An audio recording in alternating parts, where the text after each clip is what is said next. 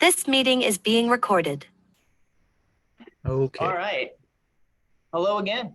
Welcome. This is always a great way to start the month with our 5 miles from anywhere meeting. And I'm going to just get the presentation going here. There we are.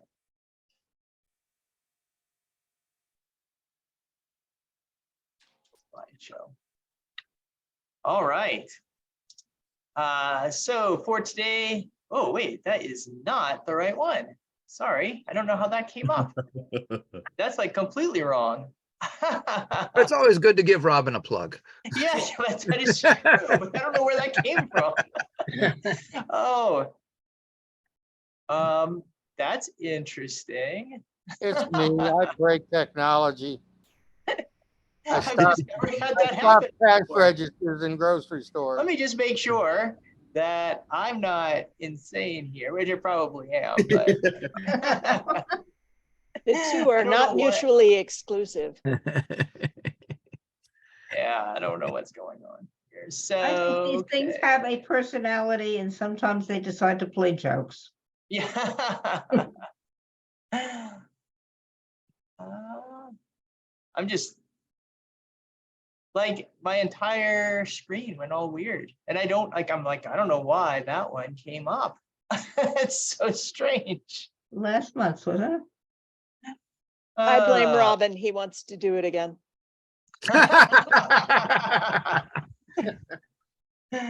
All right, give me 1 second, friends. Worst case,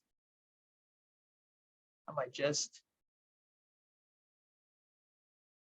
chat with you without my end. I mean, I don't have much at the beginning because I didn't really have too many announcements today. But I'm going to try this one more time.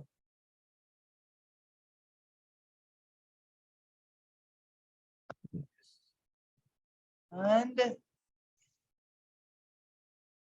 okay, I think the problem has been fixed. All right. Let's do this one more time. Okay. Go. And share my screen. Aha. All right. Robin, you are off the hook. All right. So welcome to the June 2023 5 Miles from Anywhere meeting again. So as always, we'll start with the announcements. I only have one for today. And then we will have our guest, Tom Burns, award-winning author who will give a talk on Sherlock Holmes as a pioneer of modern forensics. And then as always, we'll have a chance to have our discussion at the end. Okay. So the only announcement I have for today, because no one sent me anything, but those of you who are on, who would like to report out on some of the Sherlockian events that have happened recently, I'd love to hear about them, especially about the Texas event there. But for tonight, for those of you who are interested, will be the first virtual meeting of the PSI, the Parade Street Irregulars, and we will be investing 5 new members tonight. You are all welcome to join, and I had sent the invitation out to the 5 Miles from Anywhere email group. But if anybody has not gotten it because you've joined, like, just let me know and you got the link like through, say, Facebook Messenger, or emailed me and would like to join. It's at 5 p.m. Eastern time. Just send me an email now or after the meeting, and I'll be happy to send you the invitation. Should be a lot of fun. And it's the first time we've ever done anything like this. So very, very excited about that. All right. Does anybody else have any announcements before we give the floor to Tom? Hi, Derek, Margie? could I ask you a question, please? Ask me a question. Okay, so my invitation said 7 p.m. Eastern and this says 5. So is it? Oh, Yeah. sorry. You know what? It's 7 p.m. Eastern time. It's 5 p.m. Mountain time. That's my bad. Okay, Sorry good. about Okay, that. so Yes. because I'm working on Pacific and so I'm starting to do math. And Yeah, no, that is my I am not batting a good average right now. I had the wrong PowerPoint up and at the wrong time. I'll delay you Yes, recording it is this 7 forever. p.m. Eastern time. I apologize about that. So 7 p.m. Eastern, 5 p.m. Mountain, 4 p.m. Pacific. There we go. Thank you. Thank you, and I apologize. All right, Steve, I would love to hear from you about the conference you just had out in Texas. Sure, we had a great time. We had 67 people attend it. We had wonderful speakers. We had a great Sherlockian Family Feud game, a very, very strong battle. We actually did a auction, and we auctioned off 5 items and raised $1,000 for the Beacon Society, Excellent. Yay. including somebody was crazy enough to spend $200 on a pastiche Sherlock Holmes in Dallas. Wow, that's cool. But and then we gave the final thing, we gave a history of the crew of the Bark Lone Star, the facts, the lore, and the legacy. And we actually, let me grab it real quick. We actually made a book for everybody and gave out a book to every person that came to the meeting about the history of the crew of the Bark Lone Star. It's a wonderful book, and we will have it up on sale for a reasonable, I think it's like $7 at Barnes and Noble, probably today or tomorrow. So, perfect. And we'll also put it up as a PDF file on our website if anybody wants just to download it and read it for free. So it was a great meeting. We had and thankfully Shayna came from New York. Will tell you the weather was wonderful for Texas in late May. We had a rooftop terrace after meeting thing every night, and it was like 70 degrees out there, so it was beautiful. So perfect. So thank you for everybody that came. Thank you, Steve. And are you guys planning on making this like an annual event or anything like that? We have decided that it will be held regularly once every lifetime. So none of us will be around for the next one, but whoever takes over for all of us in whatever 50 years can have another one.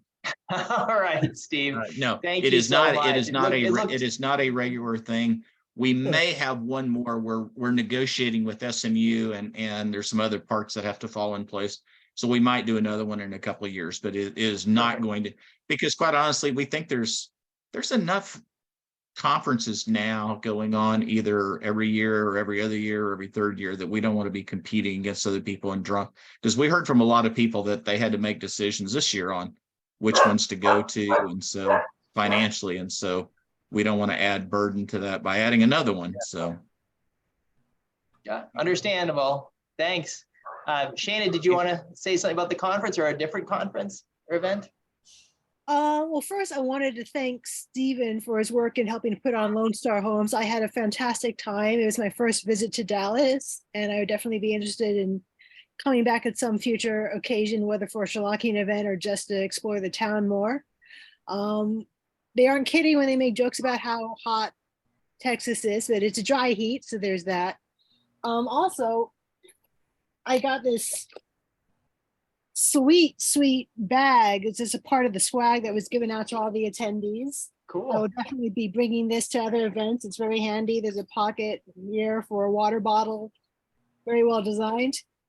And yeah, I also wanted to remind everyone, or tell people who don't know, I'm one of the co-runners of the Ash Wednesday dinners. That's the monthly event put on by the Adventures of Sherlock Holmes. It's just, we get together and we have a dinner. It's very low key. There's no program, there's no toast, there's no presentations. It's literally just we hang out, we eat, and we drink. So if you're interested in coming or you just want to be added to the mailing list, I'm going to put the email in the chat. And yeah, just wanted to put that out there. All right. Thank you very much, Shana. Appreciate it. All right, and last, looks like Madeline, you've got an announcement. I know you've been doing some really crazy cool stuff with the theater world there. Yeah, I have been. So yeah, all of a sudden my little podcast about Moriarty, I'll put the link in the chat. just kind of exploded its growth over the past couple of months. And actually, in just, oh my gosh, it's less than 2 hours now. We are going to be talking with Daniel Davis, as in Star Trek Moriarty. Excellent. That's right. Yeah. Very cool. So, I'm hoping that it won't take us that long to get it edited and out into the world. But I'm really, really excited about that. Fantastic. So yeah, we are just doing our best right now to cover everything that's new and hot with Professor Moriarty, and there's kind of a lot at the moment. Very cool. No, that's awesome. And yeah, I've been really enjoying seeing all your posts on Facebook about the different activities you've had. And yeah, definitely, guys, listen to Madeline's podcast. It's a lot of fun. And kudos to you for getting such great interviews recently. So fantastic. All right. Anything else before we move on to today's talk? Just Unless I end one- up screwing up that talk, but Derek, can I say something else, please? absolutely. I just wanted to say how, speaking of podcasts, how much I enjoyed you and Brian on the Fortnightly Dispatch. I had a great time Yes. listening in on that, and I'm glad that you did it.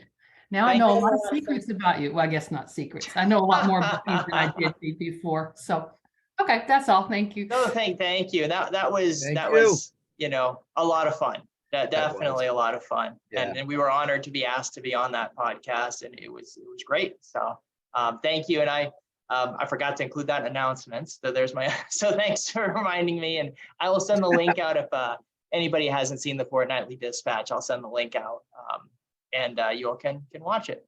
So thank you very much, Margie. All right. So our speaker for today is Tom Burns, who I've known for quite a while now and has been a member of 5 Miles, I think, from the very beginning. So Tom writes the Natalie McMaster's Mysteries from the small town of Wendell, North Carolina, where he lives with his wife and son, 4 cats, and a Cardigan Welsh Corgi, which I think we may have just heard a little bit ago. He was born and grew up in New Jersey, attended Xavier High School in Manhattan, and earned BS degrees in zoology and microbiology at Michigan State University, and an MS in microbiology at North Carolina State University. So perfect person for today's topic, Tom.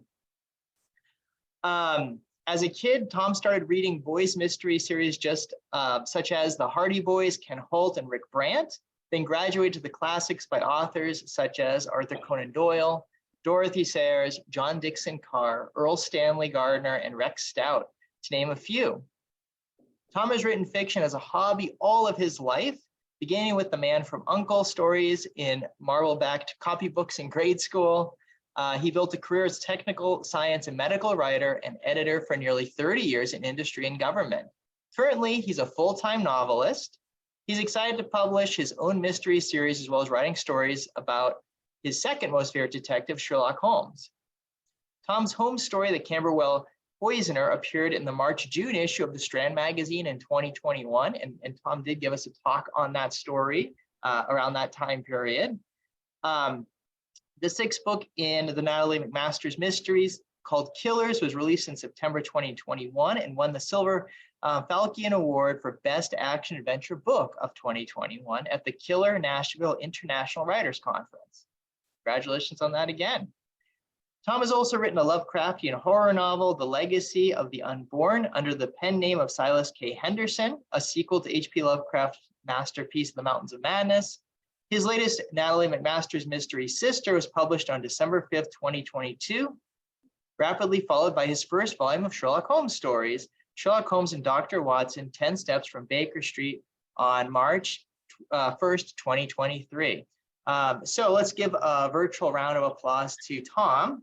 And I'm going to run his PowerPoint on my end, which might be a dangerous thing today, but hopefully everything works out fine. Let's see what happens. Hey, it worked. Okay, back to All number right. one. Here we go. Let me just go to the, and there we are, my friend. So the floor is yours, Tom. Okay, thank you for that great introduction, Derek, and welcome to everybody. Title of my talk is Sherlock Holmes as a Forensics Pioneer. If my book, 10 Steps from Baker Street, has a theme, that's it. Most of the stories deal with that, although some do not. Next slide, please.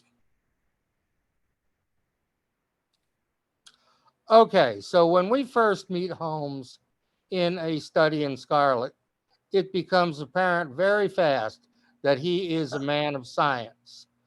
This is Watson's little document that he prepared when he was trying to figure out his new roommate. And you can see that I've highlighted the areas that show Holmes's expertise as a scientist, and they are broad. We are looking at botany, geology, chemistry, and anatomy, and there are others there that he really didn't talk about. Watson didn't, because he probably didn't know yet at that point. Next slide, please.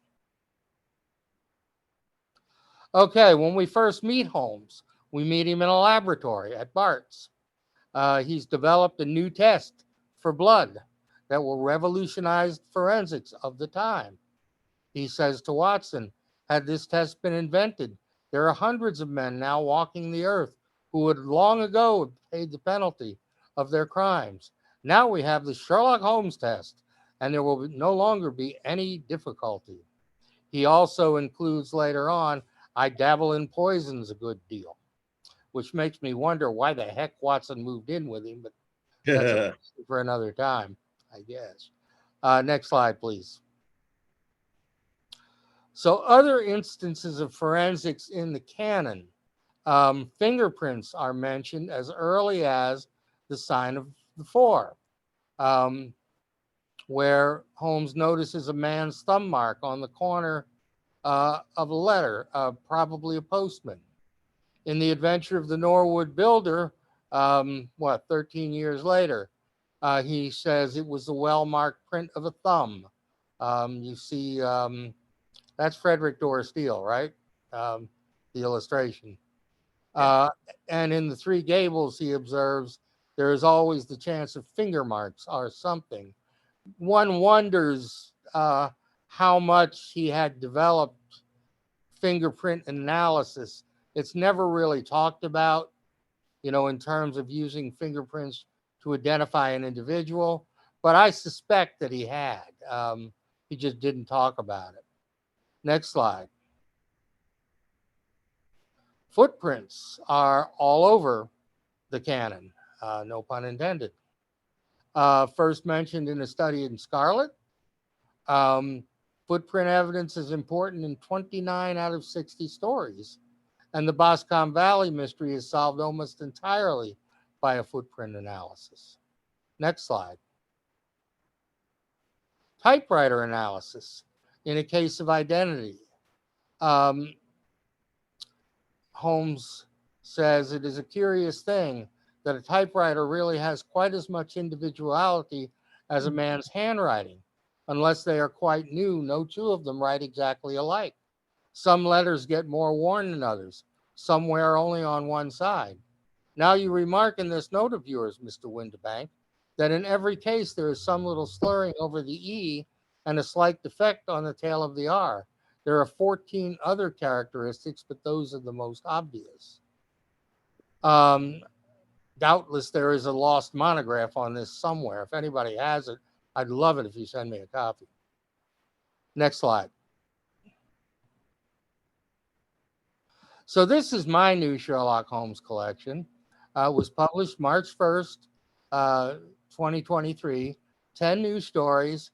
Not really, but yes. Most of these were published in the MX books over the years, but they are new in that I wrote them. Doyle didn't. And in some of them, I consider Doyle's tradition of portraying Holmes as a pioneer of forensic methods, as I have just shown. Next slide. So one of the stories early on in the book is The Adventure of the Persistent Pugilist. The stories in the book are in chronological order. So the adventure occurs just after A Study in Scarlet. It's the second time that Watson assists Holmes in a case. Holmes is investigating the beating death of a nobleman in the street, and he uses footprint analysis in his investigation to determine the sequence of the events that happened and who may have been at the scene. Next, please. Christmas at the Red Lion. Holmes and Watson find themselves in the middle of a poison pen case, and he uses typewriter analysis, as he has before, to identify the perpetrator of that crime. Next step, please. Next slide, please. Camberwell Poisoner, which first appeared in the Strand.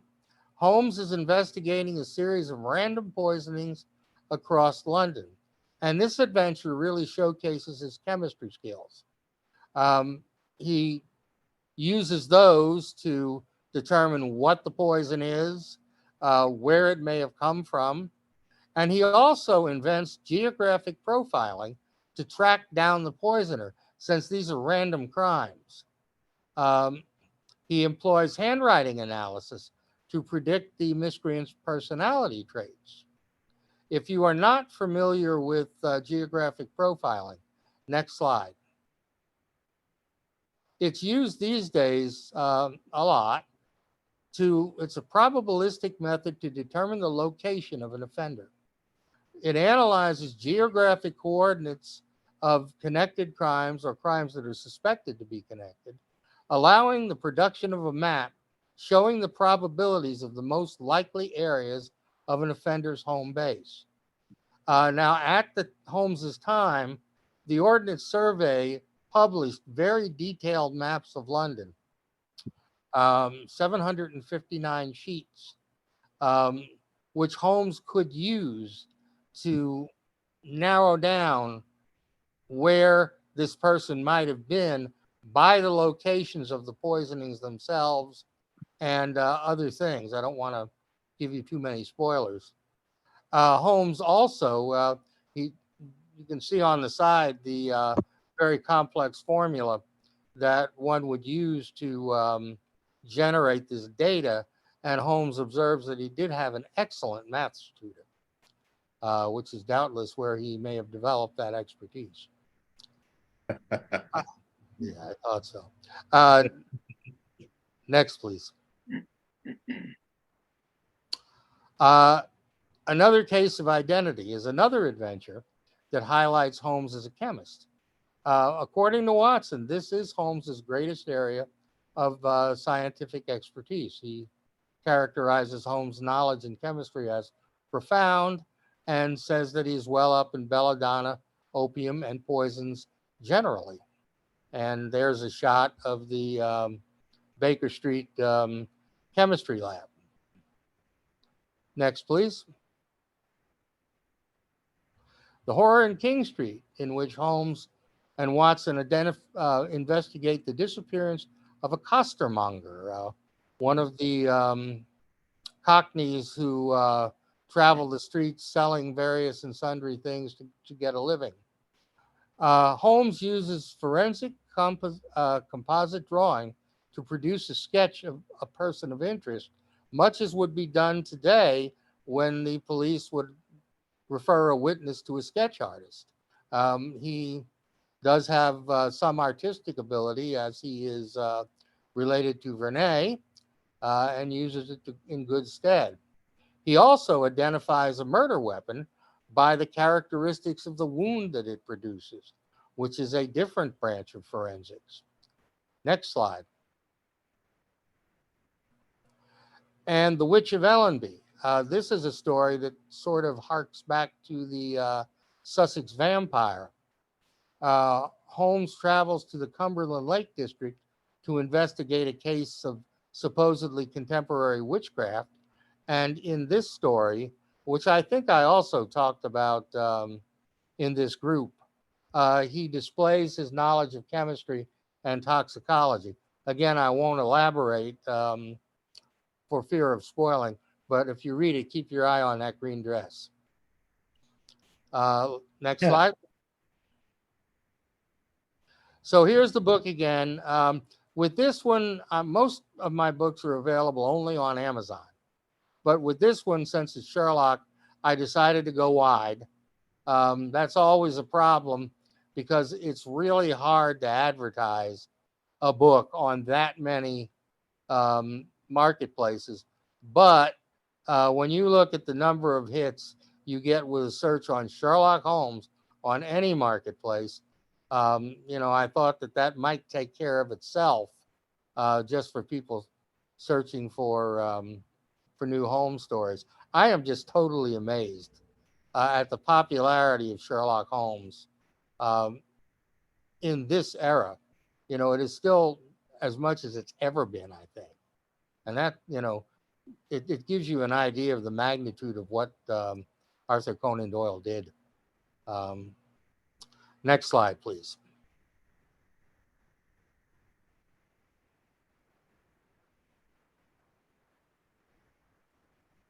Okay, I'll leave you with this. Hit the button, Derek.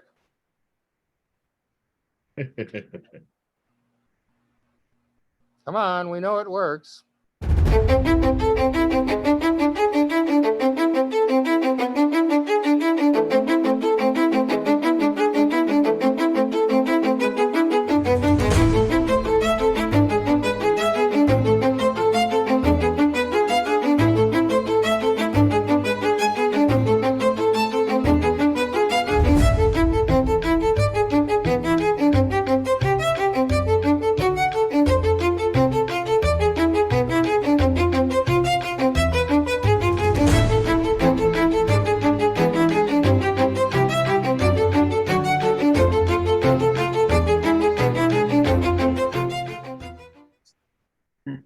All right, that's it. Thank you.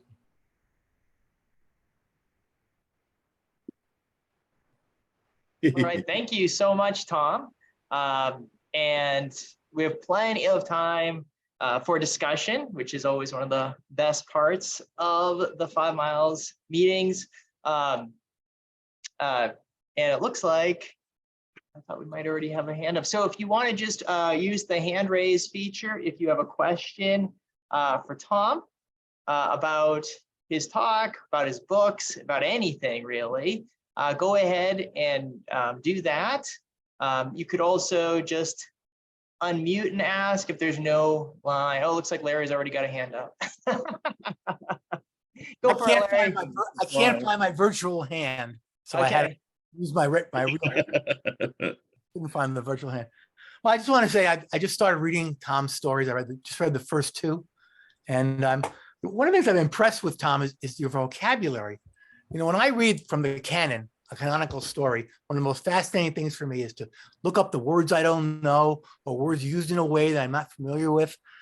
But it's unusual for that to be in a pastiche, though, that's been written in modern times.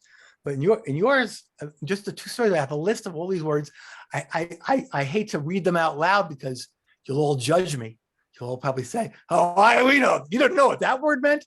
But there's a whole bunch of little words that I just had to look up. Among them are, he calls it a sequelae, sequalae. He refers to in one story.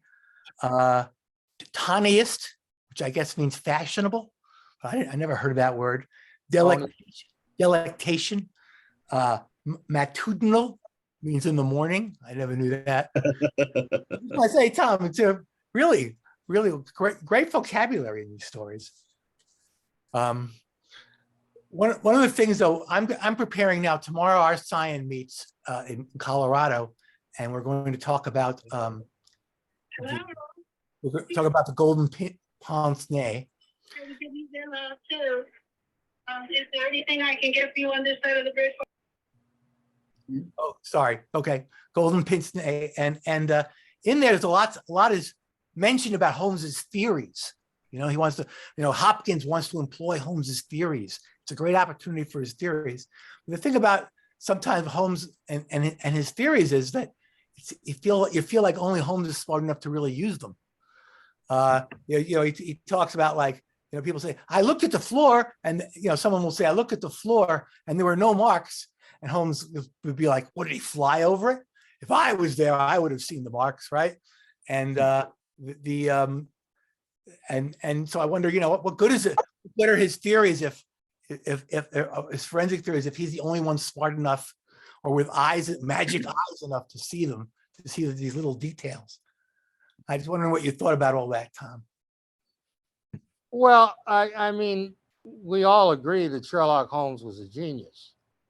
However,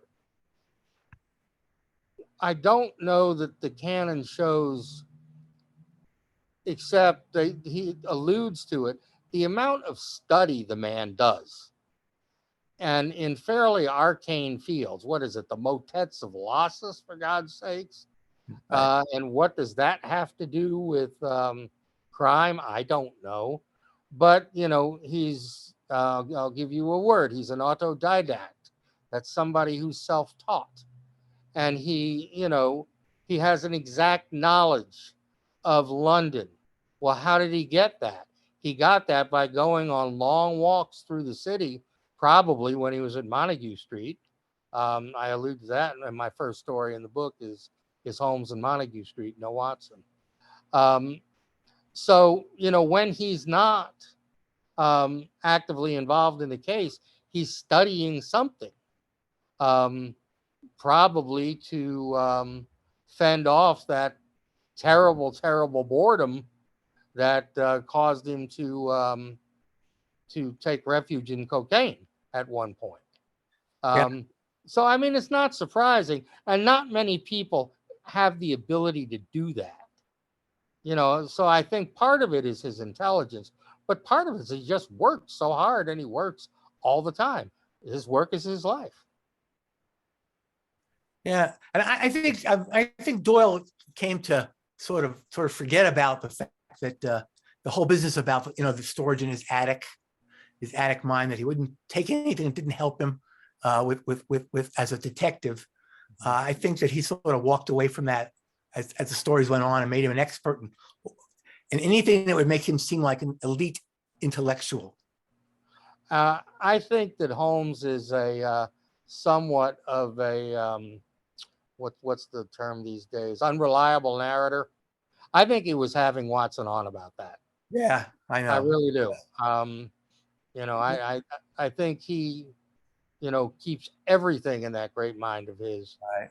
And he just was playing with Watson because he knew that he was being assessed by his roommate. Oh, and about the vocabulary too.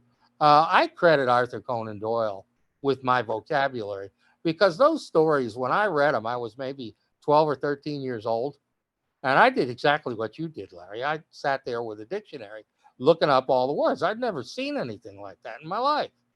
And a lot of the other great writers, too, that I admired, Edgar Rice Burroughs, Lester Dent, look at their work, and see how they use words. Rex Stout and Nero Wolfe, for God's sakes. That's something that we've gotten away from in modern writing, and I'm sorry for it.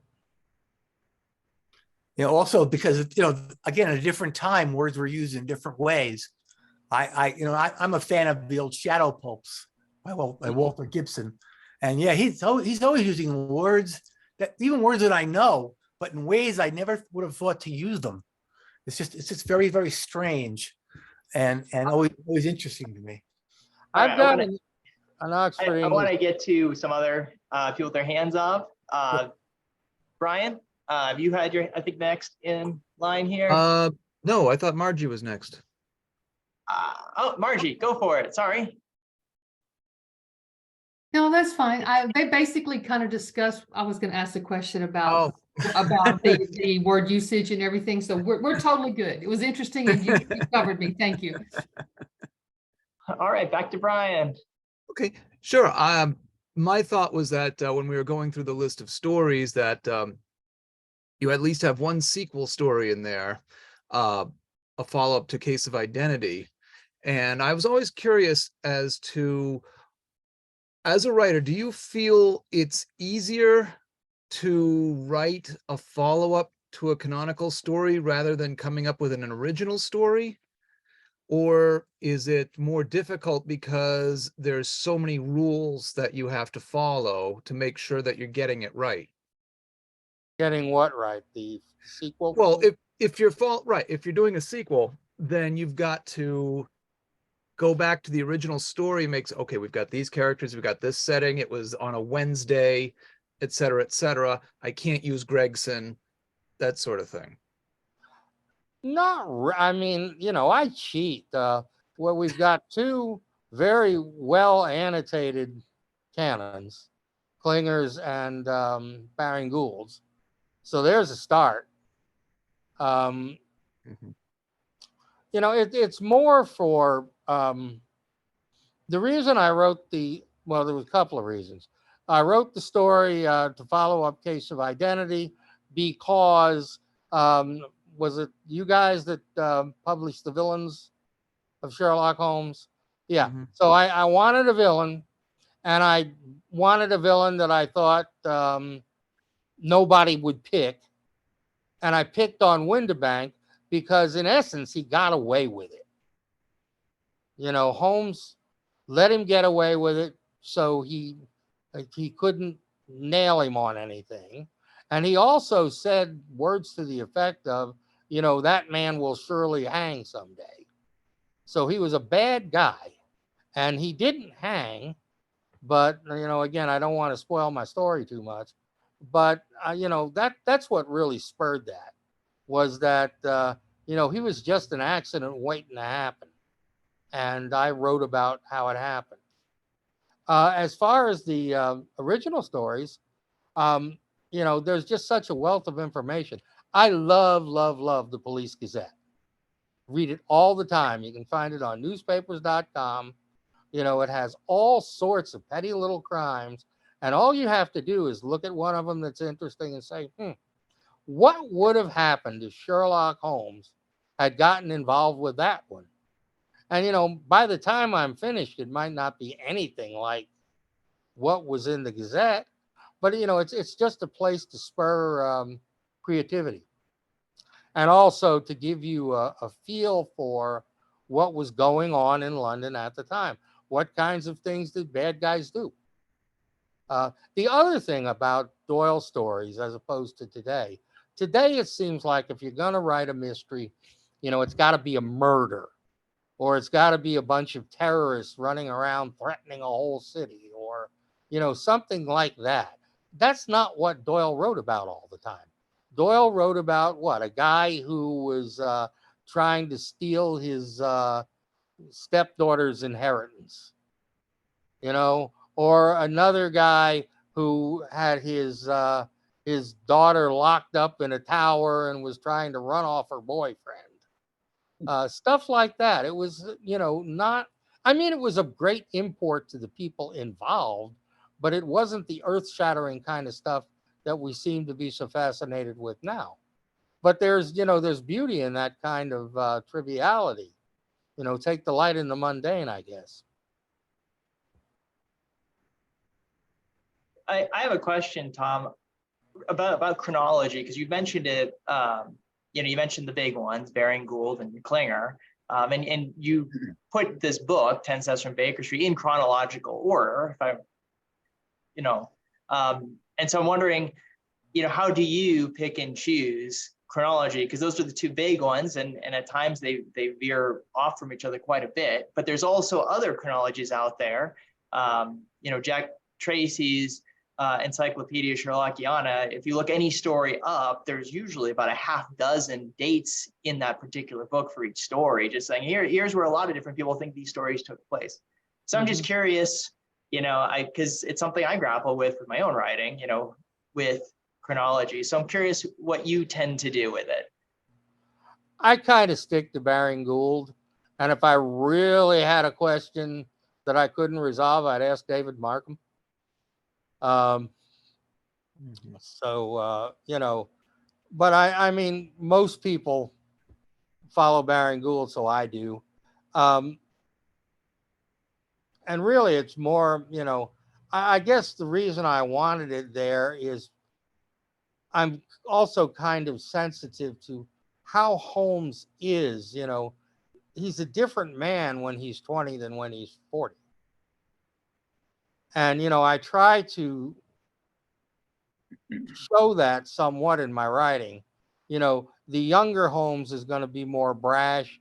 He's going to take more chances, might make some bad decisions. Where the older Holmes is going to be much more methodical and, settled down a lot more. I try to do that by thinking about how old he was when the adventure took place, and also the relationship with Watson as well. By the time you get into the turn of the new century, these guys have been together a long time, and that should be reflected in their exchanges. All right, thank you. Other questions or comments for Tom? You could just unmute if you have something to ask.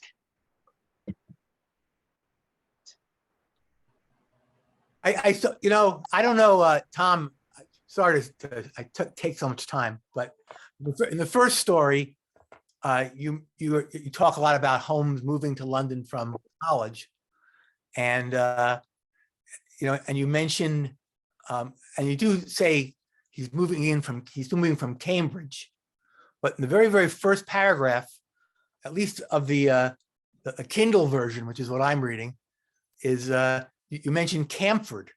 He's coming from Camford, which of course was one of the ways that Doyle had used once to disguise his college source. I was wondering if that was intentional or. Oh yeah, because I didn't want to take a position on what university Holmes attended. But later in the story, you do mention that he's shipping stuff up from Cambridge. Or maybe that was an accident. I don't know. That was probably an oversight on my part. It should have been Camford. Okay. Well, Tom, one of the things I've always wondered is if Camford had a rivalry with another school called Oxbridge. Yes, Oxbridge, exactly. One day that competition probably was many decades old. All right, Craig. Thank you. Tom, I am thoroughly enjoying your stories. Thank you for them. And I just wondered about your writing craft. Do you do your own editing? Do you self-edit? Do you send it out to an editor, copy editor, or use software to go through it? What do you do as a writer? Once you've drafted it, do you outline? Are you a pantser? Can you just tell us a bit about your craft for a minute? Sure. I am a former technical writer. So if I went to my boss when I was a technical writer and told him that I was unable to edit my own stuff, you know what he would say. We did not have editors when I worked as a professional writer in that sphere of writing. So yes, I edit myself. I also have this wonderful group that I meet with once a month. Right now, it's just two other guys. One is an historian, and the other one writes Dungeons and Dragons type fantasy stories. And, we just beta read each other, and we beta read the first drafts. So most of these stories went through that. The other thing is a lot of these stories were published in the MX books, which meant that David Markham had a crack at them. So, that, and you mentioned the one that David didn't edit, which was the first story in the book. If he had, I don't know that that Cambridge thing would have been in it because he would have caught it. But, you know, nothing's perfect. And I started writing, I guess, when I was 65. I'm 70 now. I didn't have time to wait to go through agents and publishers and all of that stuff to get my stuff out there. I had to self-publish it or it wouldn't be there. And I don't have hundreds and thousands of dollars to spend on editors. If I did, I'd buy one or get one, but I don't. So I do the best I can.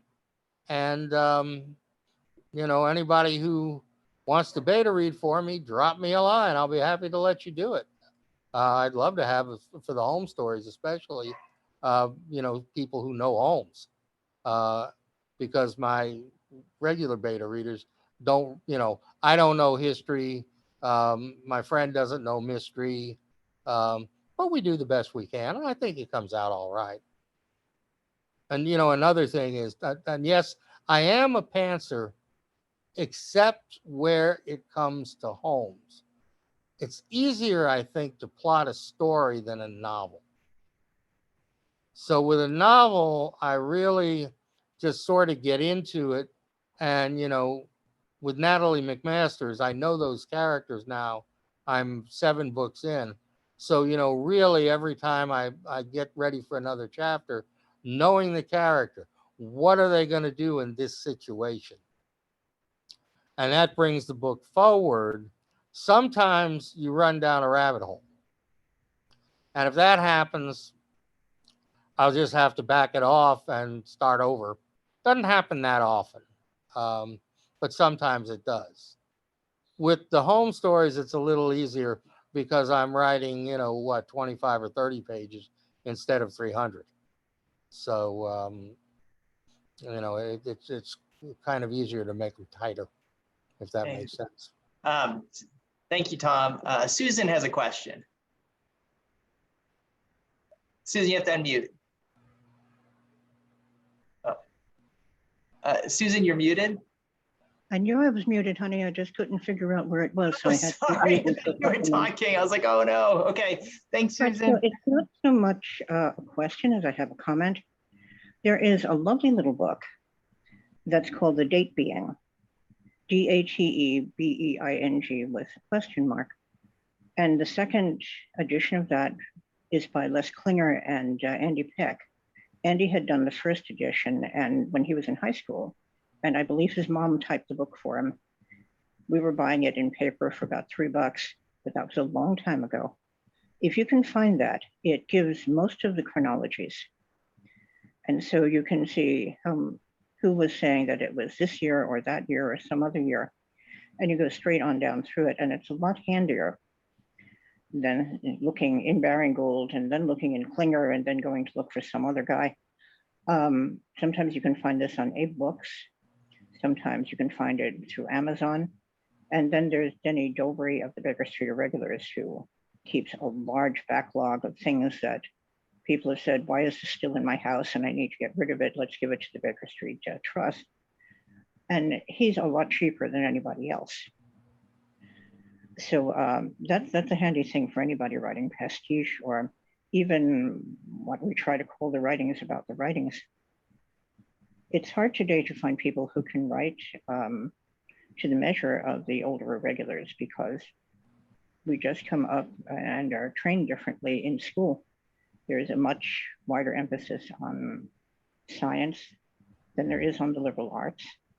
And the deeply read stuff that the guys who were born in the early 1900s read habitually, say even something popular like, what is the guy's name? Robert Louis Stevenson. You look at Stevenson and see what a debt Doyle had to him, but that'll sail right over people's heads today. Didn't you, Billingers, write a piece on the Sign of the Four? Was that you two or is that someone else?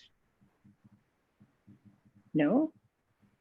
Whoever did that, it was a brilliant thing. It was on Zoom sometime over the last year. I can't remember who did it, and I loved it to pieces. But this was something that the irregulars knew, especially the Morley boys. And I'm just wondering at this point, but the more you read, the more deeply you read in the 19th century literature, the more your work is going to improve. And that's anybody's work. And I will shut up now.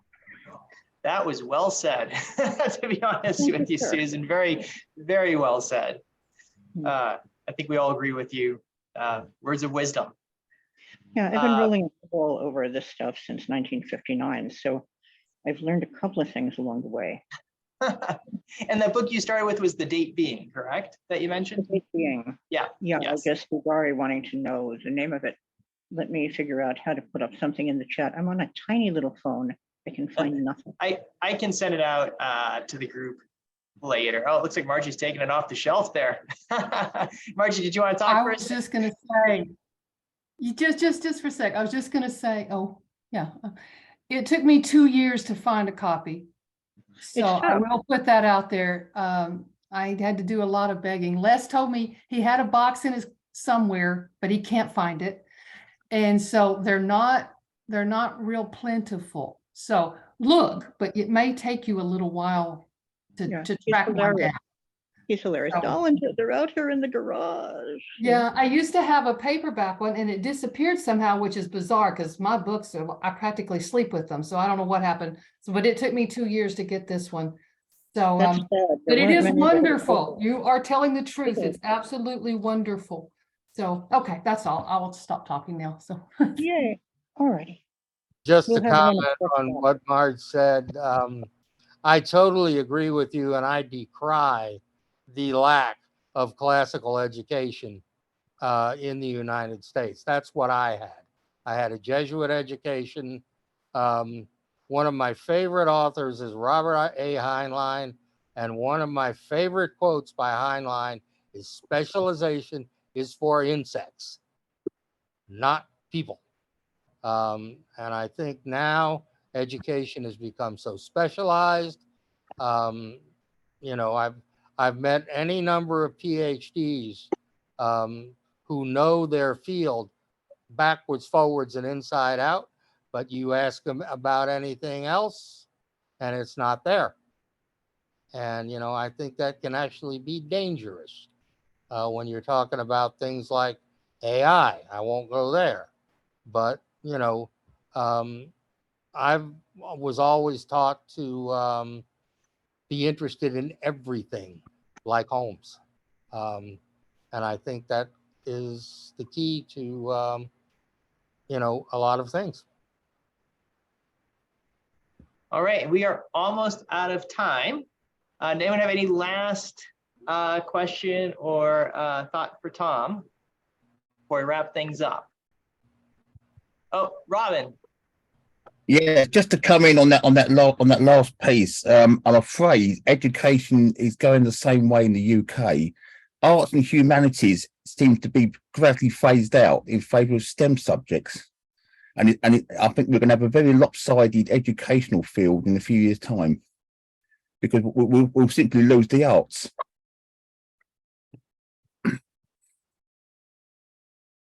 All right, thank you. And thank you, Tom, for a wonderful talk. Let's a round of virtual applause for our speaker today. All right. Could you repeat the name of the book again? The book was The Date Being, ? The Date Being. Oh. Who's the author? Andy Peck. Klinger and Peck. Okay. Yeah. You don't have that one, Larry? You got everything. I asked about the author so I could look it up. See if I do. You probably have 3 copies at I home. think I do, but I can't remember. I can't. All right. Thank you, everyone, for another wonderful meeting. Just as a reminder, we always take a little break in July. So July will be our hiatus month. And we'll be back in August with Anna Behrens is going to give a talk on, I'm actually really looking forward to this one too, Anna. But the relationship or friendship between Kipling and Doyle. And Anna, do you want to, and Anna does meetings and gatherings at the Kipling House in Vermont. So do you want to just say a little bit about what you're going to talk about? Yes, specifically when Arthur Conan Doyle and his brother Innes came to the US to do a lecture tour, and they were invited to Kipling's house in Vermont. This was 1894. So I was going to talk specifically about that. And as a matter of fact, my group is going to be meeting at the Kipling house tomorrow. And Brian Belanger is going to be there too. Yeah. Yeah, so fortunately we have the house nearby and we're able to go. We've been there several times. So it's a great house. And I think that's going to be the kind of the center point of my talk with some pictures. Yeah, as I say, make sure you take lots of pictures as we're looking forward to that. Yeah. All right, everyone. Thank you. And again, if you're interested in the Parade Street Irregulars meeting, it's tonight at 7 p.m. Eastern time. And I won't mess up by showing the slide again. But if you want, if you don't have the Zoom link to it and you're interested, just send me an email when this meeting's over, and I'll be happy to share it with you. All right. Goodbye, everyone. Thank you again, Tom. And I'll see you all. All right. We'll see you in Thank you. August. Take care. Bye.